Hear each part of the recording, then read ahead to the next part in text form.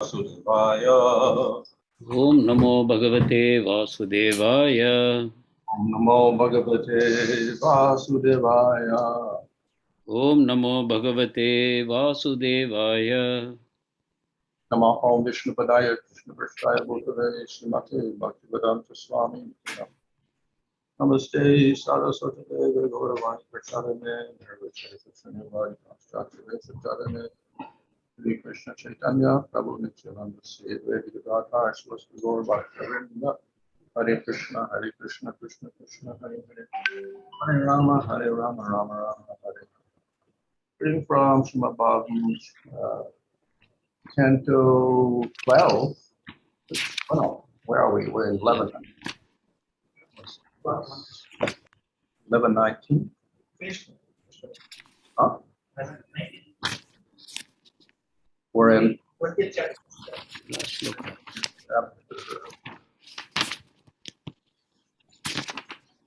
40 to 45. 28 is Maharaj, the new chapter. We have to start the new chapter. New chapter, Maharaj. Yeah, 20. Chapter 20, Canto 11. First verse. Oh, first verse.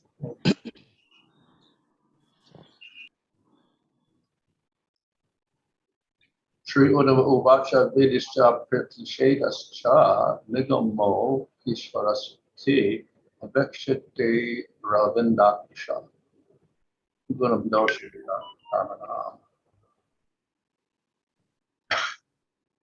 Translation: Śrī Uddhava said, "My dear lotus-eyed Kṛṣṇa, you are the Supreme Lord, and thus the Vedic literature consisting of positive and negative injunctions constitute your order. Such literatures focus upon the good and bad qualities of work." At the end of the previous chapter, Lord Kṛṣṇa stated guna, doṣa, dristir, dosha, gunas, uvāca, focusing upon material. Piety and sin is itself a discrepancy, since actual piety means to transcend both of them. Śrī Uddhava now pursues this point so that Lord Kṛṣṇa will give a more elaborate explanation of this difficult subject matter. Śrī Uddhava here states that the Vedic literatures, which constitute the laws of God, deal with piety and sin. Therefore, it must be clarified how one transcends activities recommended in the Vedas. According to Srila Vishnu Chakravarti, Dr. Uddhava suddenly understood Lord Kṛṣṇa's purpose in the words he had just spoken. And to induce the Lord to elaborate upon this interesting point, Uddhava outwardly challenged the Lord's statement.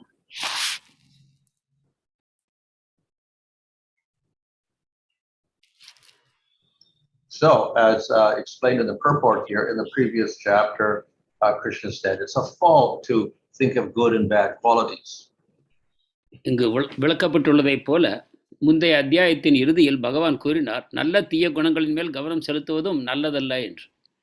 But as Uddhava points out here, the Vedic literatures often are discussing the good and the bad, good qualities, bad qualities, what you should do, what you should not do.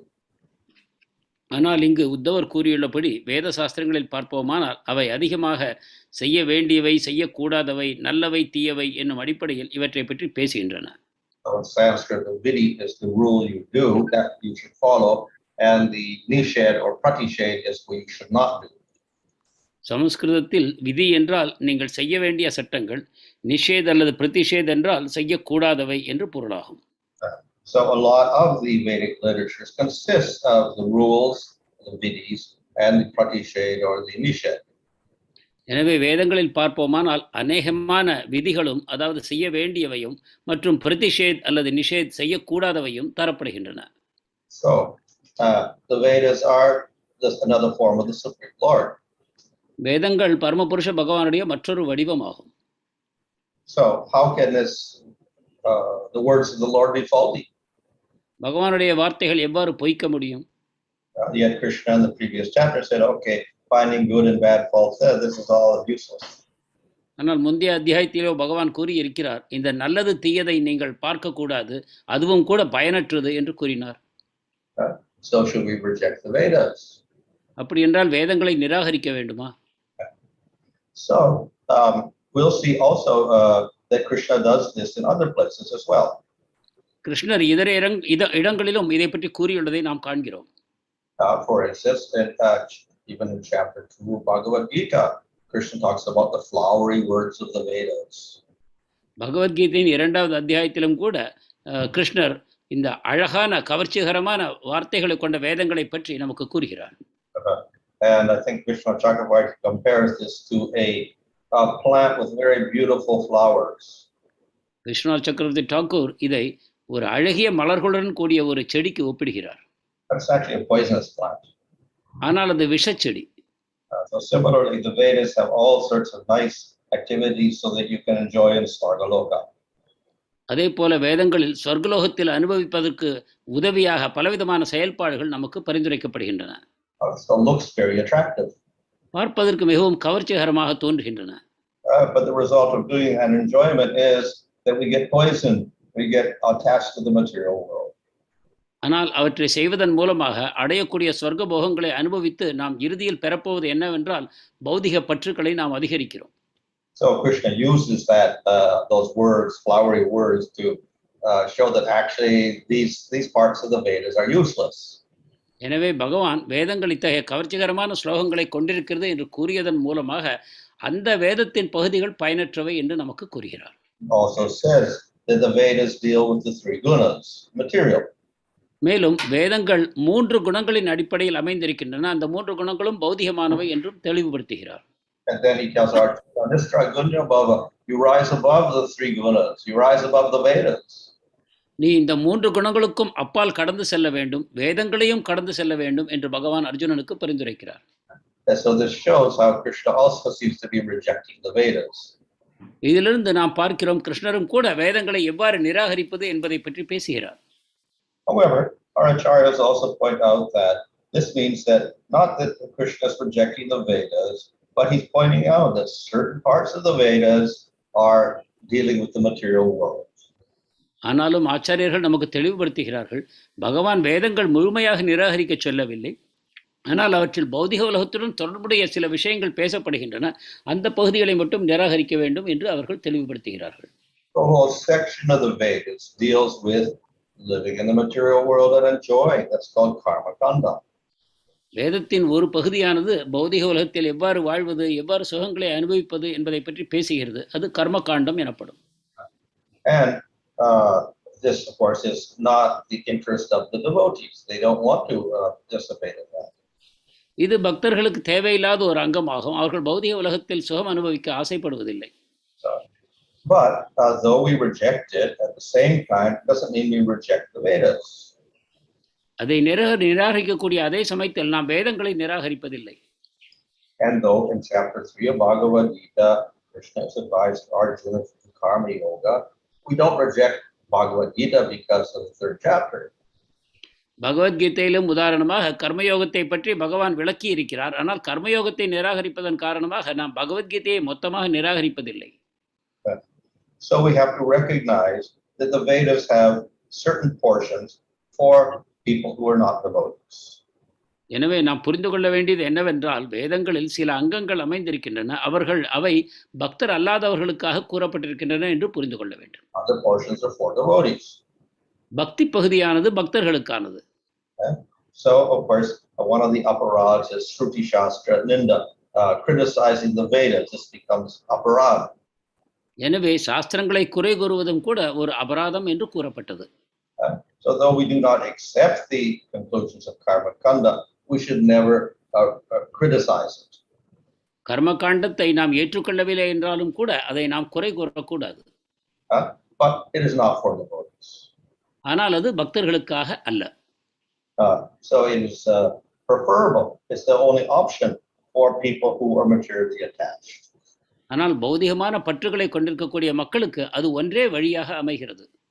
So therefore, in that sense, I think devotees also accept it for certain types of people. எனவே அதனை பக்தர்களும் ஏற்றுக்கொள்கிறார்கள். சில வகையான மக்களுக்கு அது சாதகமானது என்னும் விதத்தில். So similarly, in the Vedas, we have all of the sinful activities which you should avoid and all the pious activities that you should perform. அதே போல வேதங்களில் நீங்கள் தவிர்க்க வேண்டிய பாவச் செயல்கள், நீங்கள் செய்ய வேண்டிய புண்ணிய செயல்கள் இவற்றின் பட்டியல்கள் தரப்படுகின்றன. And by doing the pious activities and avoiding the sin, you elevate yourself to svargaloka. புண்ணிய செயல்களை செய்வதன் மூலமாகவும் பாவச் செயல்களை தவிர்ப்பதன் மூலமாகவும் ஒருவர் சொர்க்கலோகத்துக்கு செல்லும் தகுதியை பெறுகிறார். So this is similar to, say, karma-kanda. இது கர்மகாண்டத்தை போன்றதுதான்.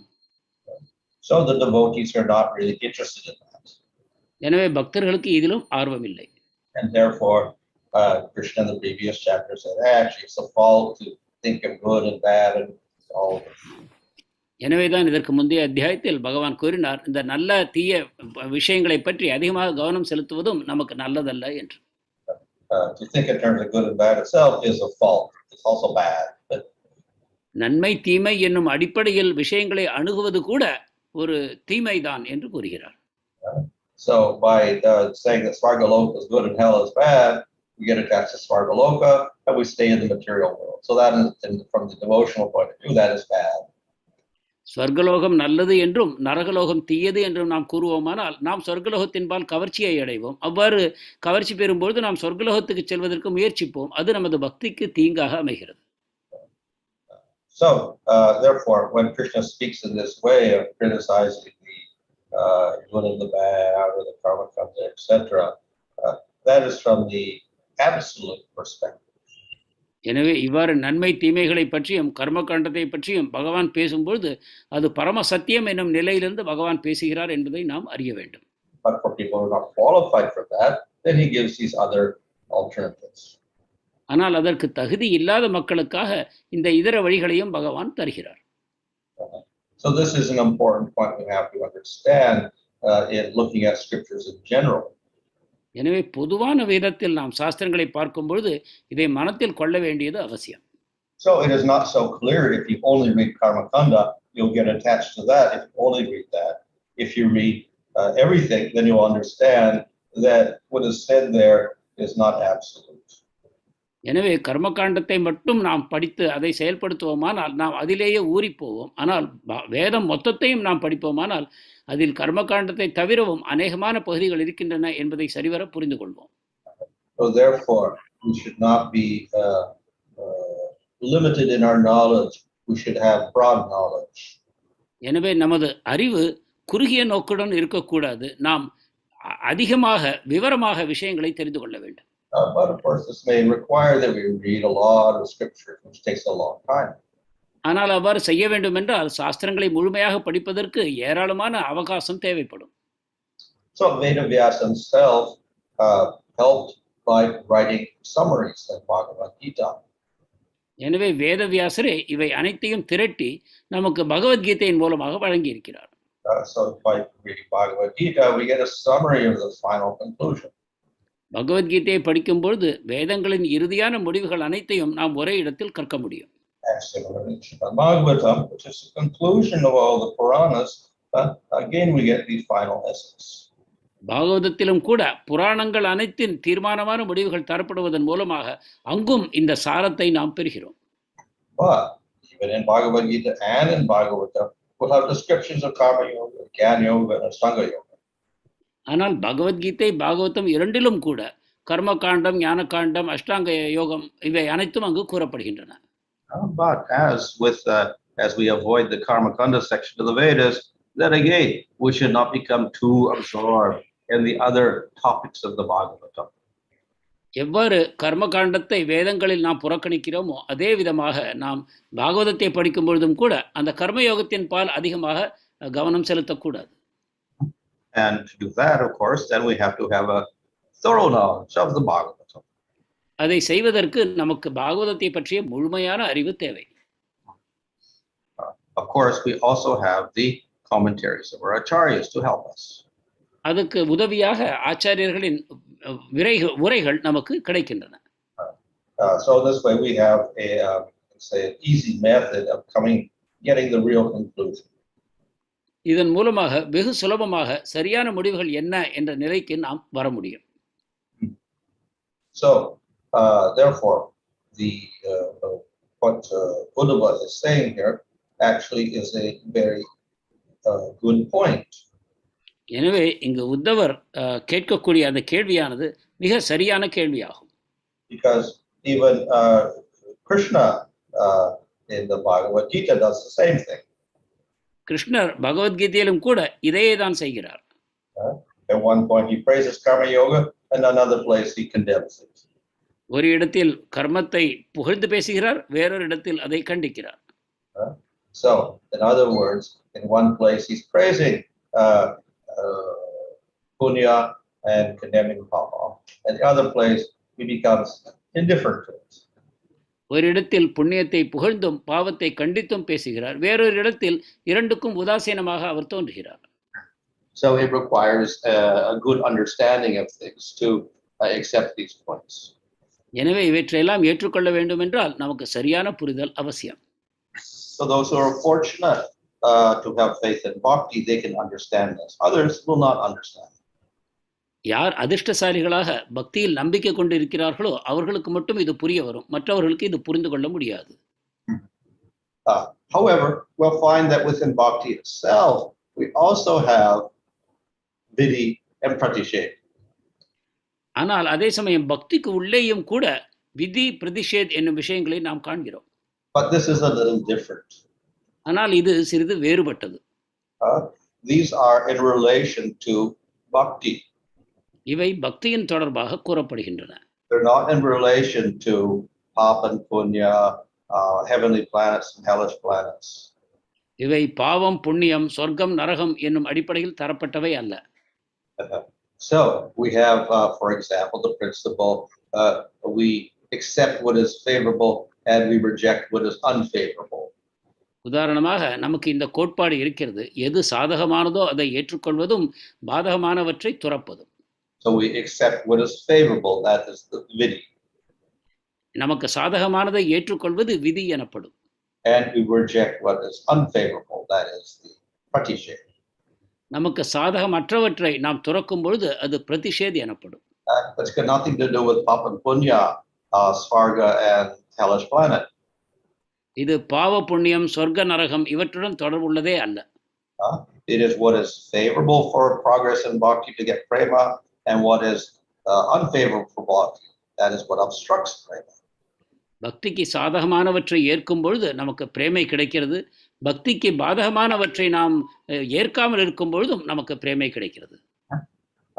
So we'll find that. So for all of the different rules and prohibitions, இவ்வாறு இந்த சட்டங்களையும் செய்ய வேண்டியவை செய்ய வேண்டாதவை இவை அனைத்தையும் நாம் அனுஷ்டிக்க வேண்டும்.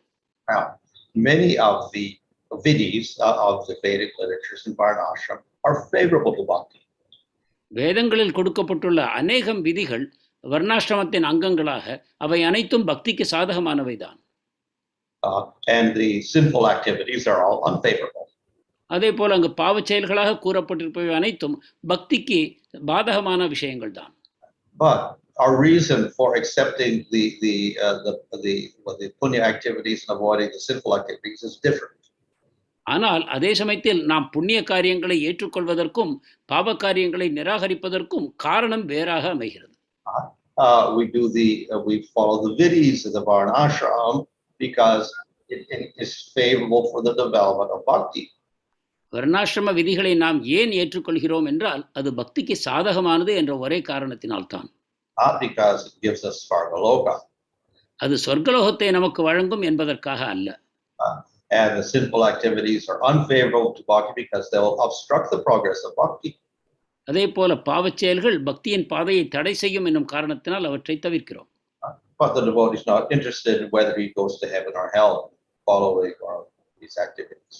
ஆனால் ஒரு பக்தருக்கு இந்த பாவச் செயல்களின் காரணமாக நரகத்துக்கு செல்வோமா என்னும் அந்த விதமான கவலை அவருக்கு இல்லை. So the devotee also has these vidhi and nishad, but it is different from what is spoken of here. எனவே ஒரு பக்தரும் விதி நிஷேத் இவற்றை பின்பற்றுகிறார், ஆனால் இங்கு கூறப்பட்டுள்ள அடிப்படையில் அல்ல.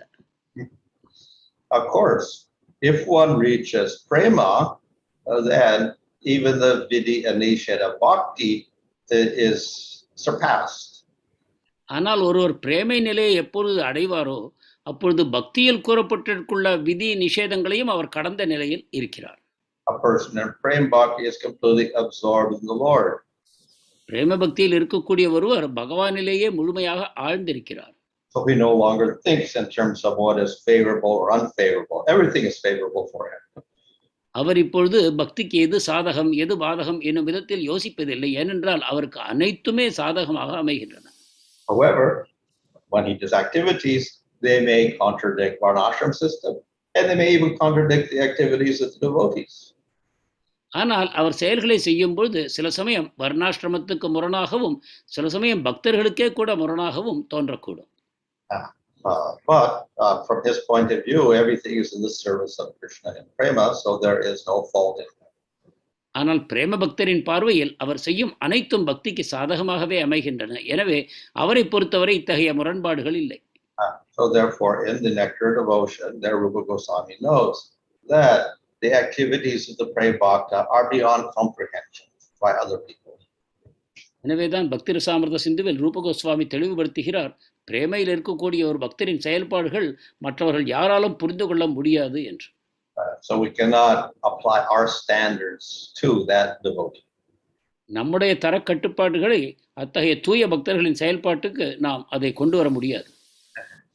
So we have a person like Jad Bharat. நாம் உதாரணமாக ஜடபரதரை எடுத்துக்கொள்ளலாம். So he acted like a completely dumb person with no sense, no logic, no intelligence, and he didn't follow any varnashramic rules. அவர் ஒரு முழு முட்டாளை போல எந்த விதமான அறிவும் இல்லாதவராக எந்தவித வர்ணாசிரம சட்டத்தையும் பின்பற்றாதவராக நடந்து கொண்டார். So that we would think, oh, what is he? He's useless. He doesn't bathe. He doesn't change his clothes. This and that. So even the devotees may criticize him. என்றால் நாம் என்ன கூறுவோம்? ஓ, இவர் குளிக்க கூட இல்லை, உடைகளை கூட மாற்றிக்கொள்வதில்லை என்னும் விதத்தில் பக்தர்களும் கூட அவரை குறை கூற முடியும். However, from his point of view, he's beyond all of that. ஆனால் அவரது கண்ணோட்டத்தில் அவர் இவை அனைத்தையும் கடந்து விட்டார். But at our level, we are subject to criticizing him. நாம் இருக்கும் நிலையில் அவரை நாம் குறை கூறுவோம். He doesn't follow our expectations, which are based on rules of sadhana bhakti. நாம் அவர் எவ்வாறு நடந்து கொள்ள வேண்டும் என்று எதிர்பார்க்கிறோம் என்றால் சாதனா பக்திக்கான விதிகளை அவர் பின்பற்ற வேண்டும் என்று நாம் நினைக்கிறோம். So we may not accept him as someone in our ashram doing sadhana bhakti because he's so irregular. எனவே அவரை நம்முடைய ஆசிரமத்தில் இருக்கக்கூடியவர்கள் செய்யக்கூடிய சாதனா பக்தியுடன் ஒப்பிட்டு பார்த்து அவரை நாம் நிராகரிப்போம், இவர் செய்வது பக்தி அல்ல என்று. So that is the nature of a very exalted devotee. ஆனால் இதுதான் மிக முன்னேறிய ஒரு பக்தருடைய இயல்பாகும். Very unpredictable. அவரை முன்னாடியே இந்த விதமாக அவர் நடந்து கொள்வார் என்று நாம் கூற முடியாது. And thus we'll see a devotee like Vamsidas Babaji, very unpredictable. அதே போல வம்சிதாஸ் பாபாஜியும் பார்ப்போமானால் அவர் என்ன செய்கிறார் ஏன் செய்கிறார் என்று யாராலும் புரிந்து கொள்ள முடியாது. They criticize his activities because he does not look like a normal devotee. ஒரு சாதாரண பக்தரை போல இவர் நடந்து கொள்ளவில்லையே என்று நமக்கு அவரை குறை கூற தோன்றும். He's on a much different level. ஆனால் அவர் முழுமையான வேறொரு தளத்தில் வீற்றிருக்கிறார். Okay, Hare Krishna. Hare Krishna Maharaj, Dandavat Pranams. Maharaj, you mentioned about having a complete knowledge of the scriptures is very important. So I was just thinking that having a half-baked knowledge is actually more riskier than knowing nothing at all. வேதங்களின் முழுமையான அறிவை பெறுவது அவசியம் என்று நீங்கள் கூறினீர்கள். எனவே நாம் அரைகுறையான அறிவை பெற்றிருப்போமானால் அதனால் நமக்கு அபாயம் அதிகமாக கூடும் அல்லவா? There's also a saying like that in the West. I think it's Alexander Pope, one poet. A little knowledge is a dangerous thing. Drink deeply from the well of knowledge, or don't drink at all. இதைத்தான் ஒரு மேலை நாட்டு அறிஞர் Pope என்பவர் இவ்வாறு கூறினார். குறை அறிவானது மிகவும் அபாயகரமானது. நீங்கள் அறிவு என்னும் சமுத்திரத்தில் ஆழமாக பருக வேண்டும், அப்பொழுதுதான் நீங்கள் உண்மையான ஞானத்தை அடையலாம் என்று. And that is why in the scripture it also says the guru should test the எனவேதான் சாஸ்திரங்களும் கூறுகின்றன ஒரு குருவானவர் தன்னுடைய சீடரை சோதிக்க வேண்டும் என்று.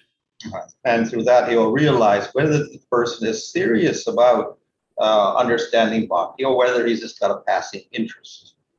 அப்பொழுதுதான் இந்த நபருக்கு பக்தியில் உண்மையாகவே ஆழ்ந்த ஆர்வம் இருக்கிறதா அல்லது தற்காலிகமாக அவர் இதில் ஈடுபட்டிருக்கிறாரா என்பது அவருக்கு தெரிய வரும். So, in order to understand anything, then we do have to go into the subject matter deeply. எனவே எதையும் சரியாக புரிந்து கொள்ள வேண்டும் என்றால் அந்த விஷயத்திற்குள் நாம் ஆழமாக செல்ல வேண்டும். Unfortunately, if we approach everything wrongly, then we may get the wrong results. துரதிருஷ்டவசமாக நாம் அணுகும் பொழுது தவறான விதத்தில் அணுகுவோமானால் நமக்கு விளைவுகளும் தவறானவையாக அமையும். We may go over all the scriptures and study all of the commentaries and all the sandarbhas, etc., but we still may not get the point. நாம் அனைத்து சாஸ்திரங்களையும் படித்து அவற்றிற்கான உரைகள் அனைத்தையும் படித்து முடித்தாலும் கூட நாம் தவறான பொருள்களை புரிந்து கொள்ளக்கூடும். So therefore, our approach to study also has to be proper. எனவே நாம் அந்த படிக்கக்கூடிய அந்த அணுகுமுறையும் சரியாக அமைய வேண்டும். Thank you. Thank you, Maharaj. Okay. Why? Okay. The question is, the Vedas are not only the cause of liberation for humans, but for devatas and pitras as well. The question is, why then is human form of life is desirable object, both for those living in hell and for demigods? வேதங்கள் அனைவருக்குமே முக்திக்கு வழிகாட்டுகிறது. பூலோகத்தில் மட்டுமல்ல, சொர்க்கலோகத்தில் இருக்கக்கூடிய தேவர்களுக்கும் வழிகாட்டும் என்றால் ஏன் அது மனிதர்களுக்கு மட்டுமே முக்கியமாக பரிந்துரைக்கப்படுகிறது? Well, of course, we can practice bhakti in any condition, in svarga, hell, earth, vaikuntha, wherever. பக்தியை நாம் எங்குமே பயிற்சி செய்ய முடியும். அது சொர்க்கமோ பூமியோ அல்லது வேறு வைகுண்டத்திலோ கூட பயிற்சி செய்ய முடியும். However, we have more favorable conditions also, which make it easier. ஆனாலும் அதற்கான சாதகமான நிலைகள் அமையும் பொழுது அதை செய்வது சுலபமாகிறது. Of course, one could find some favorable conditions in hellish conditions also. ஆனால் ஒருவர் நரகத்திலும் கூட சாதகமான தன்மைகளை காண முடியும். But in general, we'll say that there should be not too much suffering and not too much enjoyment. ஆனால் பொதுவாக பார்க்கும் இடத்தில் இவ்வாறு கூறப்படுகிறது, அதிகமான துன்பங்களும் இருக்கக்கூடாது, அதிகமான இன்பங்களும் இருக்கக்கூடாது, அதுதான் சாதகமான நிலை என்று. And then we can do our sadhana quite peacefully. அப்பொழுது மிக அமைதியாக நமது சாதனையை நாம் செய்து வரலாம். So that condition we find on earth. அத்தகைய தன்மையை நாம் பௌதிக உலகத்தில் காண்கிறோம். So in that sense, it's favorable for the development of bhakti. இந்த விதத்தில் பக்தியின் வளர்ச்சிக்கு அது சாதகமானது. But more important than that is that we get association of devotees practicing pure bhakti. அதைவிட முக்கியமானது தூய பக்தியை பயிற்சி செய்யக்கூடிய பக்தர்களுடைய சங்கம் பெறுவதாகும். If that is there, then even if we're in a hellish condition or in Svargaloka, we can succeed in our process of bhakti. அது கிடைக்குமானால் நாம் சொர்க்கத்திலோ நரகத்திலோ எங்கிருந்தாலும் கூட நம்முடைய பக்தி பாதையில் தொடர்ந்து முன்னேற முடியும். Hare Kṛṣṇa Maharaj, there are some questions from YouTube, so I'll prefer to take that. One second. I think this one Vimoksha Mataji. Devotees think that Kṛṣṇa is very merciful, very kind, intelligent, very beautiful, superhero kind of. But think in material way, how can we think his qualities spiritually? பக்தர்கள் பொதுவாக கிருஷ்ணரை ஒரு மிக அழகானவர், மிக கவர்ச்சிகரமானவர், நல்ல குணங்களுடையவர் என்னும் விதத்தில் ஒரு பௌதிக தன்மைகளுடன் அவரை அணுகுகிறார்கள். நாம் அவரை ஆன்மீகமான விதத்தில் எவ்வாறு புரிந்து கொள்வது? So because we use material words, or it looks like material words in the scripture, that they look very similar, we'll often associate those words, sentences, and meanings with material world. நாம் பௌதிகமான வார்த்தைகளை கொண்டு பகவானை விளக்கும் பொழுது சாஸ்திரங்களில் உள்ள வார்த்தைகளும் பௌதிகமானவையாக நமக்கு தோன்றுகின்றன. உண்மையில் அவை வேறு விதமான பொருள் கொண்டவை, அவை அனைத்தும் ஆன்மீகமானவை. ஆனாலும் கூட நாம் அதை பௌதிக சொற்களாக கேட்கும் பொழுது நமக்கு பௌதிகமான புரிதல்கள் உண்டாகின்றன. When we accept the process of bhakti, then we should read the scripture and study the scripture, hear the scripture, understanding that actually we should give up our material conceptions. ஆனால் நாம் பக்தியை பயிற்சி செய்யும் பொழுது சாஸ்திரங்களை படிப்பது, சாஸ்திரங்களை கேட்பது, சாஸ்திரங்களை பற்றி பேசுவது, ஆழ்ந்த நிலையில் அவற்றை புரிந்து கொள்ளும் பொழுது நாம் அந்த ஆழமான புரிதல்களை உண்டாக்கி கொள்ள வேண்டும், பௌதிகத்தை கடந்த நிலையில்.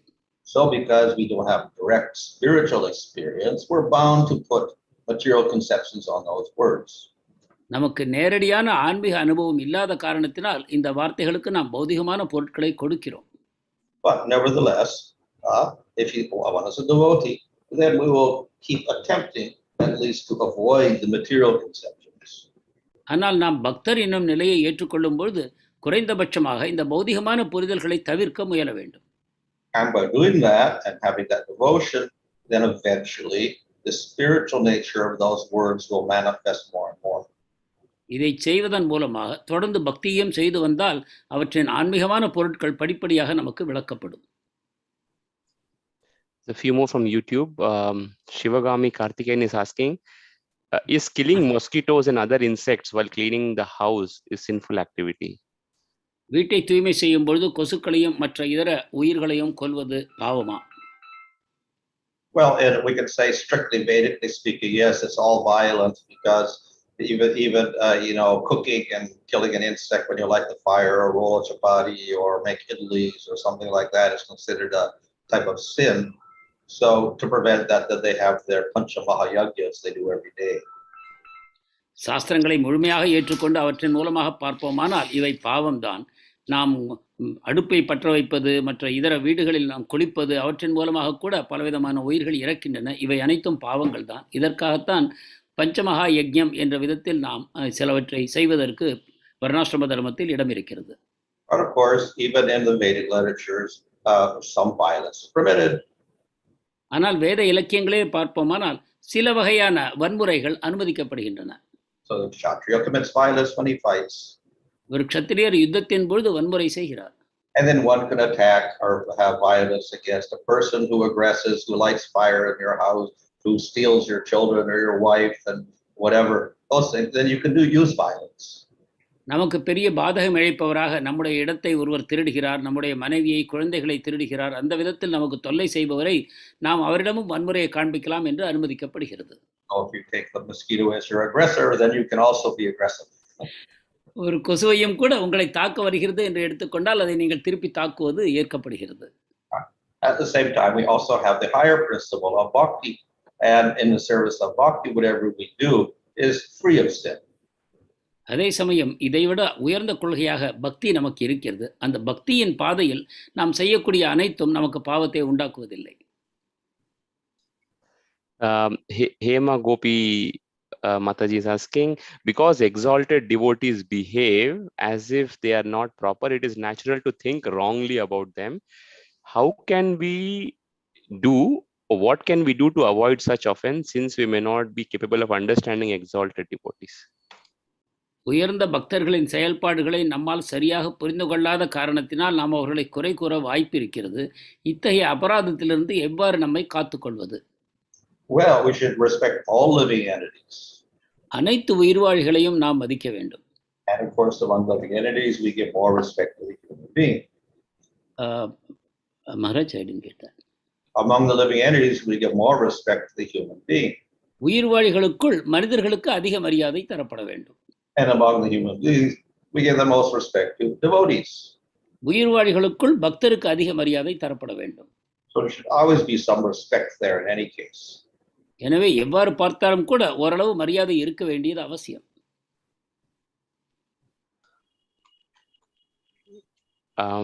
What is the right process to identify favorable and unfavorable rules for bhakti? Shivagami Karthikeyan. பக்திக்கு சாதகமான பாதகமான சட்ட விதிமுறைகளை நாம் எவ்வாறு கண்டுகொள்வது? Well, those rules that will help us advance nicely and steadily, those are favorable. பக்தியில் ஸ்திரமாக தொடர்ந்து முன்னேற எவை நமக்கு சாதகமாக அமையுமோ அவை நமக்கு சாதகமான சட்டங்கள். And those activities which obstruct our bhakti and cause disturbance, then we avoid those things. எந்த செயல்கள் பக்திக்கு தொந்தரவு தந்து அதை தடைப்படுத்துகிறதோ அவை நமக்கு பாதகமானவை என்று அறிய வேண்டும்.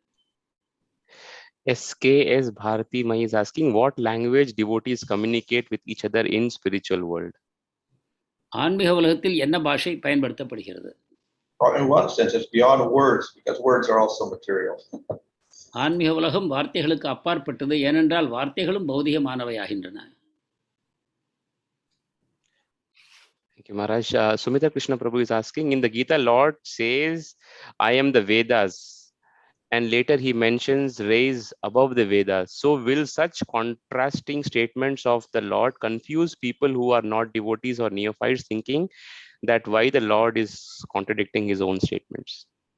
கீதையில் பகவான் நானே வேதங்கள் என்று கூறுகிறார். அதற்கு பிறகு வேதங்களுக்கு மேல் நீ கடந்து வர வேண்டும் என்றும் கூறுகிறார். இத்தகைய முரண்பாடான வாக்கியங்கள் பகவான் மேல் ஆரம்ப நிலை பக்தர்களுக்கு சந்தேகத்தை உண்டாக்காதா? At the end of the Bhagavad Gita, there Krishna says, do not tell this knowledge to the people who don't have faith, those who are envious. பகவத்கீதையில் பகவான் கூறுகிறார், இந்த ஞானத்தை பொறாமைக்காரர்களுக்கும் நம்பிக்கையற்றவர்களுக்கும் வழங்காதே என்று. So the Bhagavad Gita is also for people who are devotional. பகவத்கீதையும் பக்தர்களுக்காகவே ஆன சாஸ்திரமாகும். And therefore they'll be capable of understanding that it looks like a contradiction, but actually can be explained. எனவே மேலோட்டமாக இது ஒரு முரண்பாடாக தோன்றினாலும் கூட பக்தர்களுக்கு இதை நாம் விளக்க முடியும். Srinivas Nitai Prabhu is asking, starting from Lord Buddha, who asked his followers to reject the Vedas, we see many acharyas commenting on the Vedanta. Can we say that the ultimate benefit of the Vedas is derived by following Chaitanya Mahaprabhu's philosophy and those who follows in his disciplic succession? புத்தரிலிருந்து பல ஆச்சாரியர்களும் வேதங்களை நிராகரித்திருக்கிறார்கள். ஆனால் நாம் வேதத்தின் உண்மையான பயனை பெற வேண்டும் என்றால் சைத்தன்ய மகாபிரபு மற்றும் அதற்கு பின்னால் வரக்கூடிய சிஷ்ய பரம்பரையை பின்பற்றுவதன் மூலமாகத்தான் நாம் அதை பெற முடியும் என்பது சரியான கொள்கையா? Well, by the word Veda, we accept a larger definition. வேதம் என்னும் பொழுது அதற்கு விவரமான ஒரு விளக்கத்தை நாம் ஏற்கிறோம். So we accept the 4 Vedas and their angas, but we also accept the Puranas, the Mahabharata, and Pancharatra scriptures. 4 வேதங்கள், அவற்றின் அங்கங்கள் மற்றும் புராணங்கள், உபனிஷத்துகள், பாஞ்சராத்திர சாஸ்திரங்கள் இவை அனைத்தையும் கூட நாம் வேதங்களாக ஏற்கிறோம். So we should always accept that authority. எனவே இவற்றின் அங்கீகரிக்கப்பட்ட தன்மையை நாம் எப்பொழுதும் ஏற்க வேண்டும். To accept no authority makes you a Nastika. இவை அனைத்தையும் நீங்கள் ஏற்கவில்லை என்றால் நீங்கள் நாஸ்திகர் ஆவீர். Or to accept some other authority also is called a Nastika. நீங்கள் வேறு ஒரு அதிகாரத்தை ஏற்பீர்களானாலும் நீங்கள் நாஸ்திகர் ஆவீர்கள். So we should accept that line of scripture, but then of course we should also understand the ultimate conclusion. எனவே சாஸ்திரங்களின் அதிகாரப்பூர்வமான தன்மையை நீங்கள் ஏற்றுக்கொள்ள வேண்டும். ஆனால் சரியான முடிவு என்ன என்பதையும் நீங்கள் புரிந்து கொள்ள வேண்டும். So Chaitanya Mahaprabhu has given us the conclusion. நிச்சயமாக சைத்தன்ய மகாபிரபு அந்த முடிவுகளை நமக்கு தந்திருக்கிறார். So we simply implement that and we get all success. எனவே அவற்றை நமது வாழ்க்கையில் செயல்படுத்துவதன் மூலமாக நாம் அனைத்து வெற்றிகளையும் பெறலாம். Janava Supriya Mataji is asking, does Swargaloka Vasis perform devotional service to Kṛṣṇa? சொர்க்கலோக வாசிகள் கிருஷ்ணருக்கு பக்தி தொண்டு செய்கிறார்களா? Well, the Devatas are also devotees of the Lord. They're empowered by the Lord. They're devotees of the Lord, so they're also devotees. தேவதைகளும் பகவானுடைய பக்தர்கள் தான். அவர்களுக்கு பகவான் சக்தி ஊட்டி இருக்கிறார் அவருக்கு சேவை செய்வதற்காக. எனவே அவர்களும் பக்தர்கள் என்ற நிலையில் அவர்கள் பக்தி தொண்டு செய்கிறார்கள்.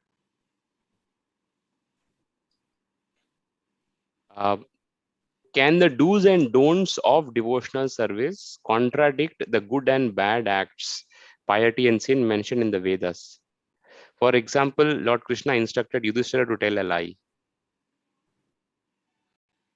பக்தியில் கூறப்பட்டுள்ள விதிகளும் நிஷேதங்களும் புண்ணிய பாவத்திற்கான விதி நிஷேதங்களுக்கு மேல் அவை செயல்பட்டு அவற்றை இல்லாமல் செய்து விடுமா? Well, if we follow all the pious activities and avoid the sins, but we're not devotional, this also is useless. நாம் வெறும் புண்ணிய பாவங்களை மட்டும் அந்த செயல்களை மட்டும் நாம் பார்ப்போமானால் அதுவும் பயனற்றது. And if we follow the principle of surrendering unto Kṛṣṇa, then the papa and punya become secondary issues. கிருஷ்ணருக்கு சாதக பாதகமான அந்த விஷயங்களை நாம் அறிந்து கொண்டு அவற்றை நாம் செயல்படுத்துவோமானால் இந்த புண்ணிய பாவங்கள் இரண்டாம் பட்சமாகி போகும். Or generally, we avoid the sinful activities, but then there may be exceptional cases. எப்படியும் பொதுவாக நாம் புண்ணிய பாவங்களை தவிர்க்கத்தான் செய்கிறோம். So Yudhishthira may tell a lie. யுதிஷ்டிரர் உதாரணமாக ஒரு பொய்யை சொன்னார். So Kṛṣṇa may tell a lie. கிருஷ்ணரும் கூட பொய் சொல்லக்கூடும். But then, because it's all within the realm of bhakti, then there is no fault. ஆனால் இவை அனைத்தும் பக்திக்கு உட்பட்டு செய்யப்படும் காரணத்தினால் அவற்றில் எந்த குறையும் இல்லை. So Maharaj, can we say, just a follow up on this point, is that situation arises that just to safeguard our devotees, if a lie can be said, is that acceptable?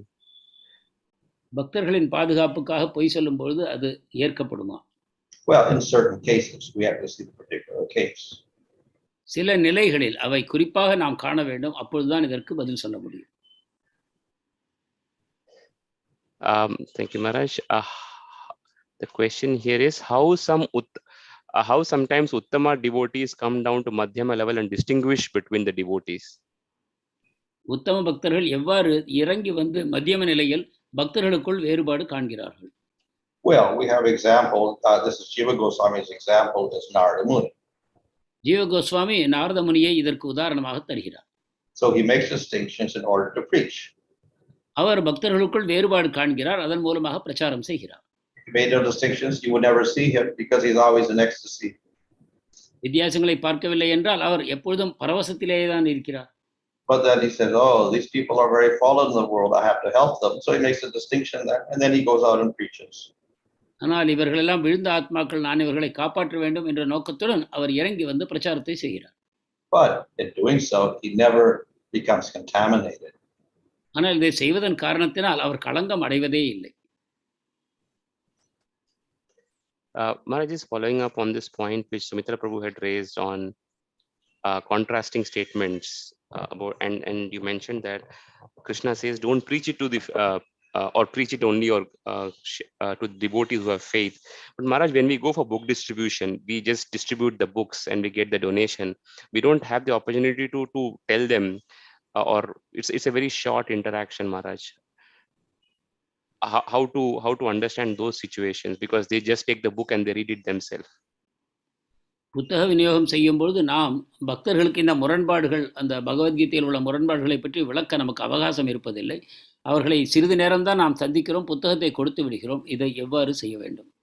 Well, generally, we're assuming that if they're going to take the book and they're also paying money for it, that they must have a little faith. If they had no faith, that they hate Kṛṣṇa devotees, they wouldn't even come near you. எப்பொழுது நம்மிடம் வந்து அந்த புத்தகத்தையும் பணம் கொடுத்து வாங்கி எடுத்து செல்கிறார்களோ அப்பொழுது அவர்களுக்கு சிறிதளவு நம்பிக்கை இருக்கிறது என்று நாம் ஏற்றுக்கொள்ளலாம். நம்பிக்கையே இல்லாத பட்சத்தில் அவர்கள் முழுமையாக நம்மை தவிர்த்து விடுவார்கள்.